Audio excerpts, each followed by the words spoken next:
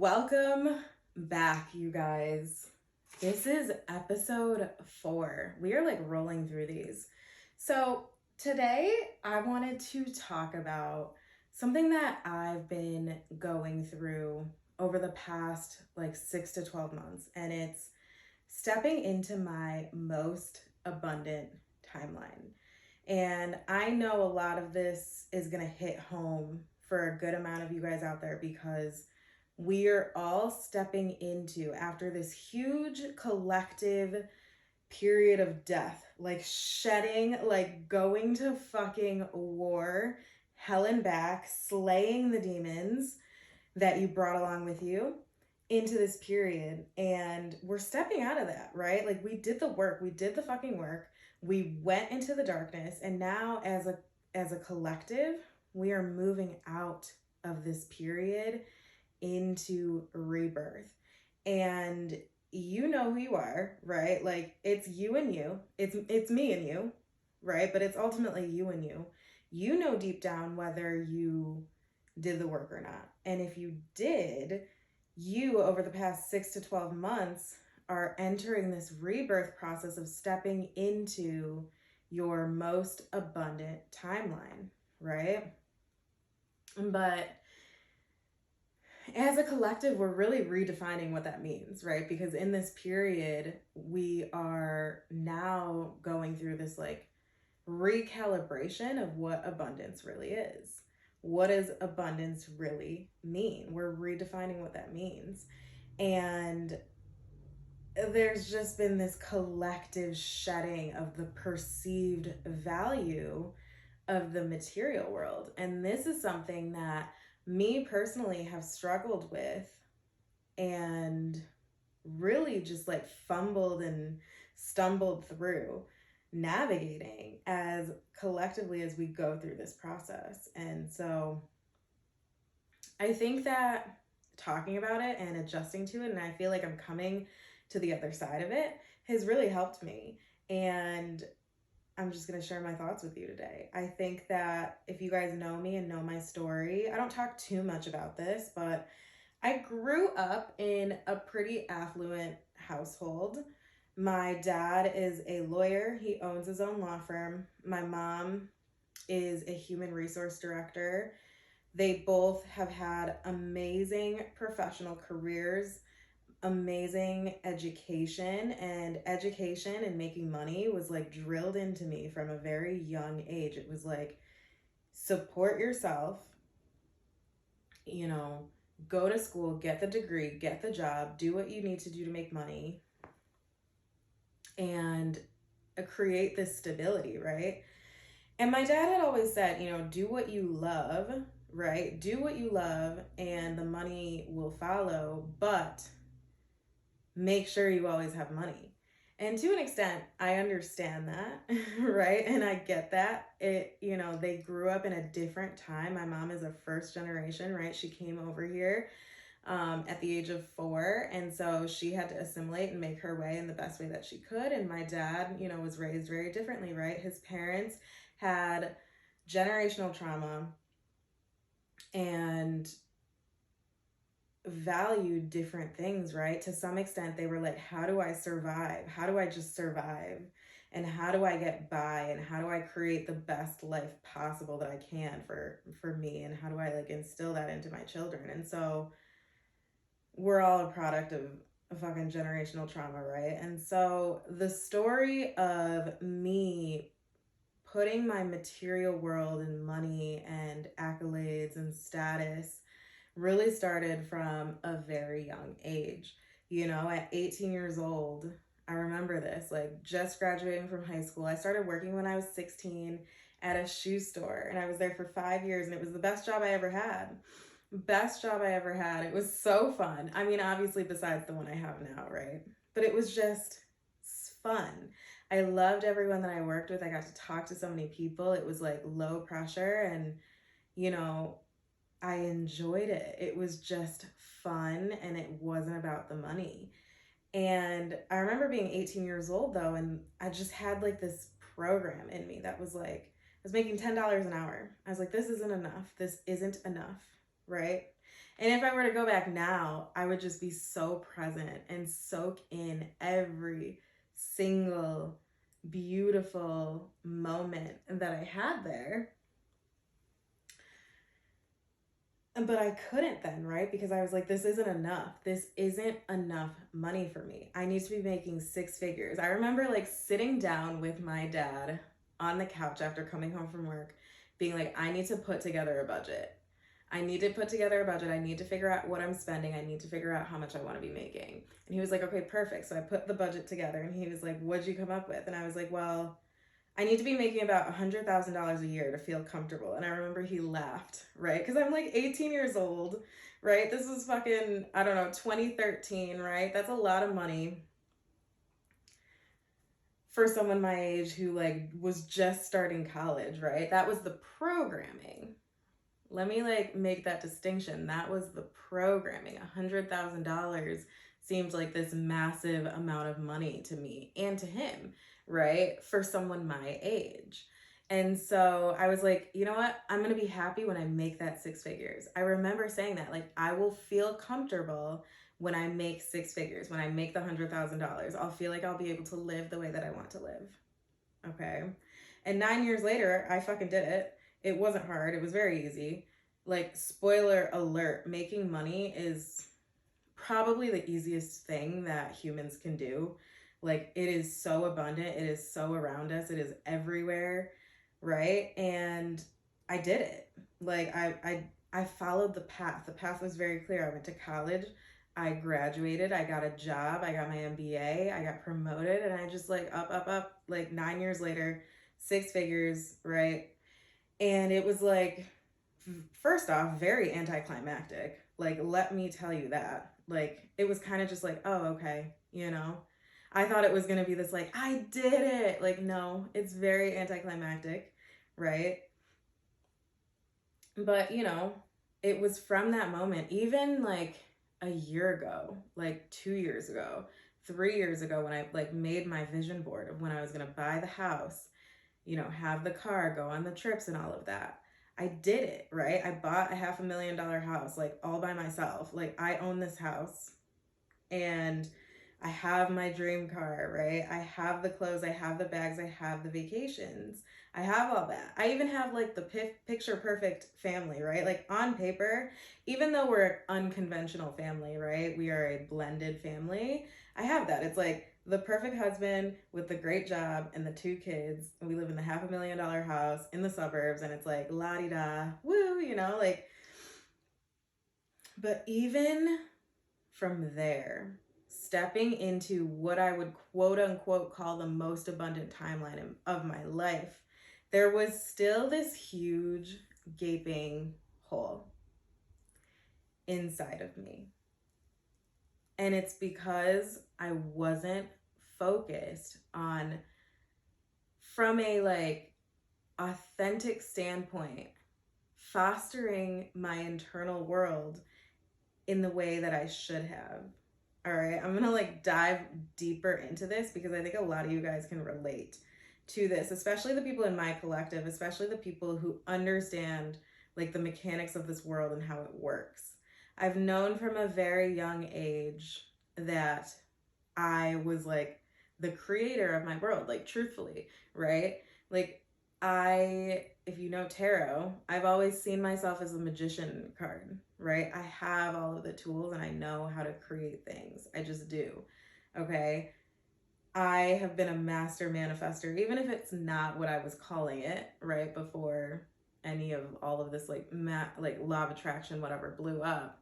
I knew I could just create whatever I wanted. And I've known that since I was young. And I've understood the mechanics of it. You know, like, thankfully, I feel like an equal amount of like logic and intuition in me. I think honestly that's one of my gifts. And I think that's something that you won't find from any other healer on this planet. I have an equal amount of intuition and logic, and I could be as grounded or as sky high as I want to be. And I have very good control over that.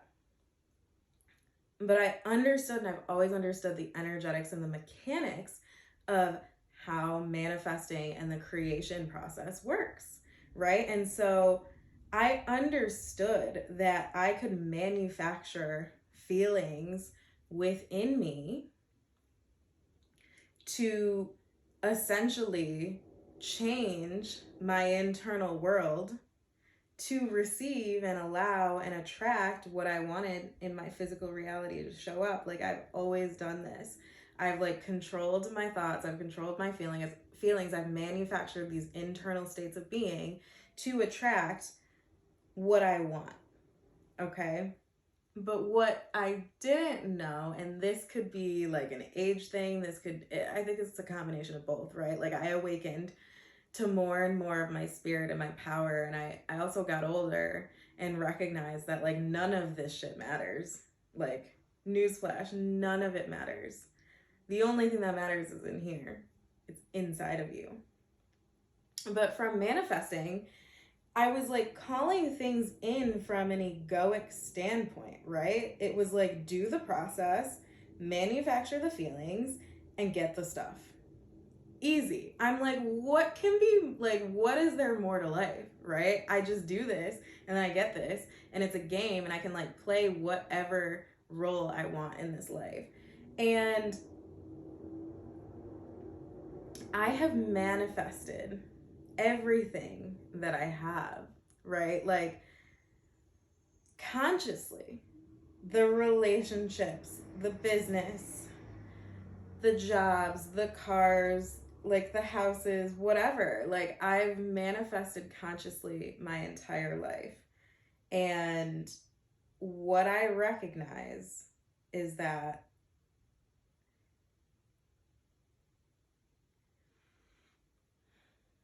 and this is going to sound so cliche because you hear it all the time, and I don't know if this will land, like, this won't land for you until it does. Like, it just won't. But all that matters is feelings, emotions, right? Like, that's all we're looking for. We think, we want the boyfriend because we want love, right? We want unconditional love. We want partnership. We want support. We want the house because we want the feelings that we think the house is going to give us. And like, you logically hear this all the time, but it won't land for you until it needs to. Because even as recently as over the past 6 months, it's like I've woken up in my dream reality and still felt an emptiness. And it's because I was focusing on like manufacturing feelings to get things versus actually just fostering a state of being where I can just exist and feel good in here.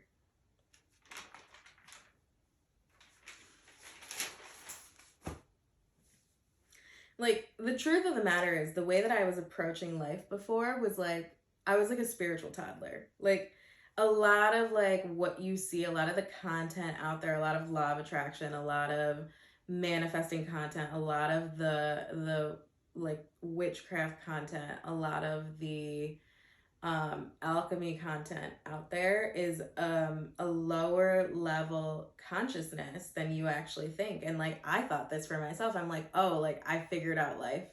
I figured out life. I can literally have anything that I want, and I really can. I can have anything that I want. But there is a higher level of consciousness, right? There is a higher level when you really step into oneness consciousness and recognize that you are just like a cog in the greater divine plan, and you are just here to experience and enjoy and play. You understand that like nothing outside of you is relevant, right? You are just here to experience. So like, I could call in a house, I could call in a business, I could call in a job, whatever it is, and be like miserable. Am I really enjoying that experience? No.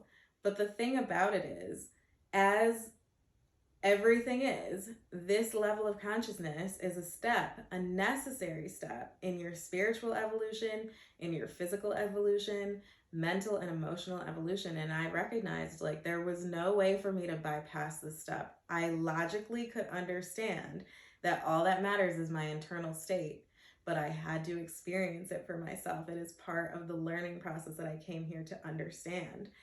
And so, even though I was in my abundant timeline, I wasn't even scratching the surface of what was available to me, because I just needed to go deeper and understand the feelings, to understand what it felt like to feel safe in my body, to understand what it feels like to feel fulfilled when I wake up, right? Like, when I started this business and when I quit my job, I was like, I don't understand how people can limit their income by going to a salary job and like have someone else dictate what their time and what their like value is for them. And I was like, I'm going to start my business because I want to help people, but I want a shit ton of money too, because I know I'm worth it. And I am worth it. But here's the thing. If someone was like, I'm going to give you $1 million, but you have to die tomorrow, like, I would, of course, choose the time. It's not about the money, right? If someone was like, I'm going to give you your picture perfect family, but your husband beats you, right? I wouldn't choose the relationship. I would choose the support, the supportive partner, the partner that's going to be my best friend, the one that may not look like so clean on paper, but we're just happy, right? Like, that's all that matters, right? I didn't actually want the $500,000 house. I wanted to feel stable. I wanted to feel secure. I wanted to feel safe.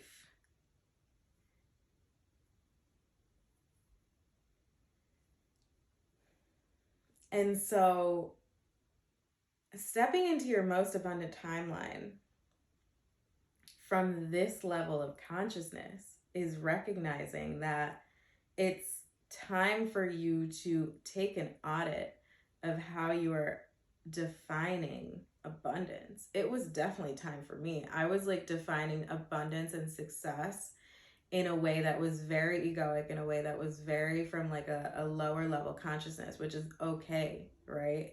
I needed that contrast to get to this point where I am now, right?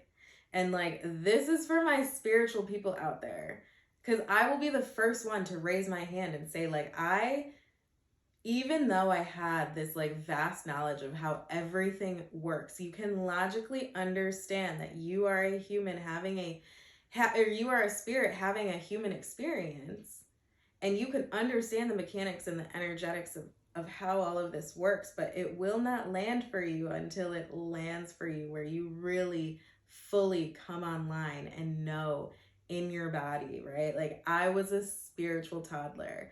I was like, I got it. I hacked it. I know it. I won the game. What's next? Want to call in a $500,000 house? Let's do it. Want to call in a business? Let's do it. I did it. There was still a gaping hole, right? Because it's about fostering an internal state that is so authentic and so sustainable to who you actually are at a soul level. Like, from a soul blueprint level, how do I foster and cultivate an internal experience that is sustainable over linear time so that I can experience fully, wholeheartedly, and be present and maximize my desired states of being through this experience here?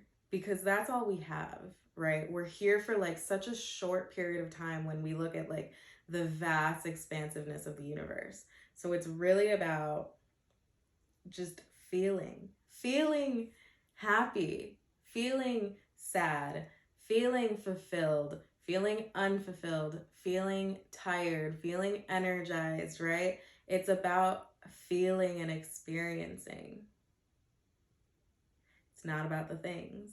And so if you're at this place, first off, I would say like enjoy if you are at this like spiritual toddler place where you're like, I can control my whole world, I can call in anything I want, I'm like this little spiritual toddler and I figured it out.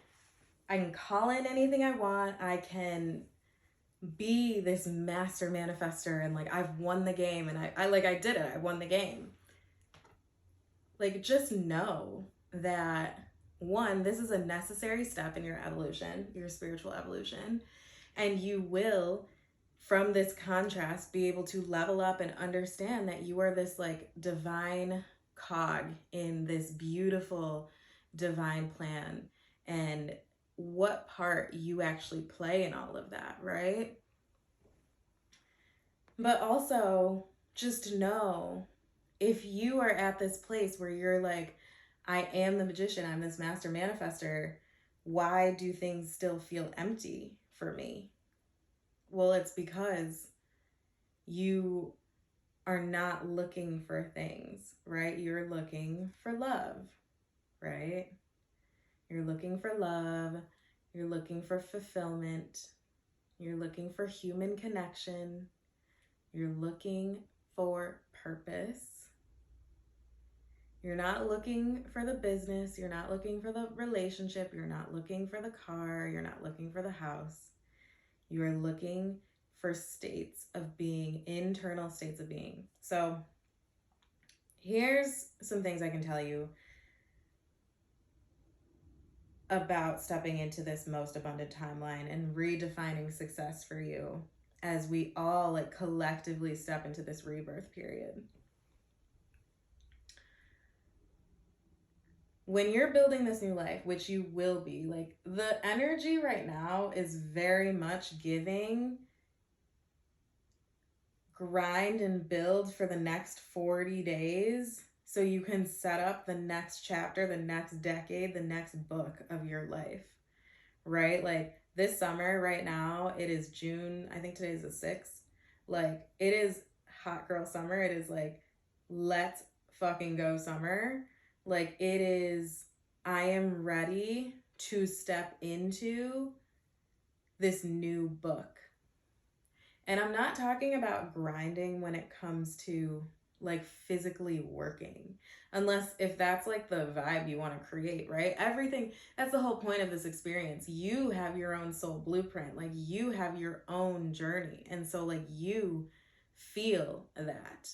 And so what I'm saying the work is over the next 40 days, over the next like couple months, the next summer, is accessing that information of your divine blueprint so you know where to go, right? And what is that about? It's about accessing your internal world, right? The problem before, and not the problem because there was no problem, right? This all happened for a reason. The past chapter of your life created contrast for what you want to, like, you know what you don't want, right? And like you know what you want to bring into this next book, right? But at least from my perspective, and if you're in my collective, my issue with my last chapter was that I didn't access my soul blueprint. I didn't access my internal world. I didn't even know to care about how I was feeling, right? I was taught, stuff your feelings down, make everything look pretty on the outside, and that's all that matters.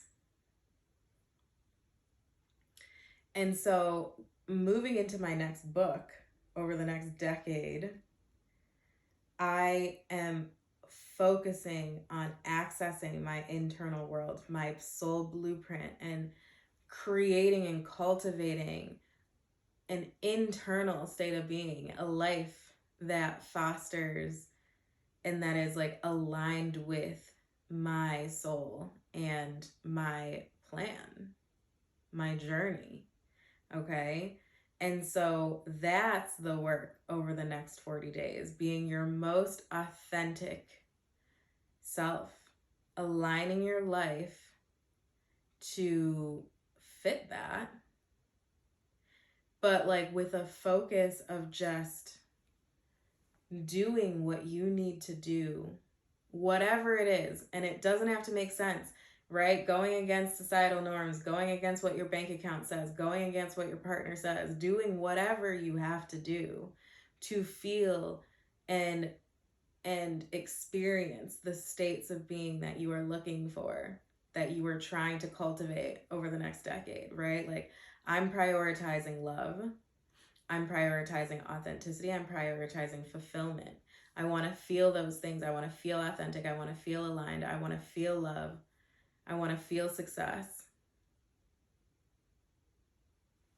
And I want to feel those things over the next 10 years, because if I don't, nothing outside of me matters, right? It will give crying in the club, in the bathroom at 2 a.m., wearing the nicest clothes and the nicest shoes and the nicest bag, drinking the most expensive champagne, feeling on top of the world, and or seemingly feeling, right? Seemingly feeling on top of the world, having it all, and just being miserable. And I just don't want that.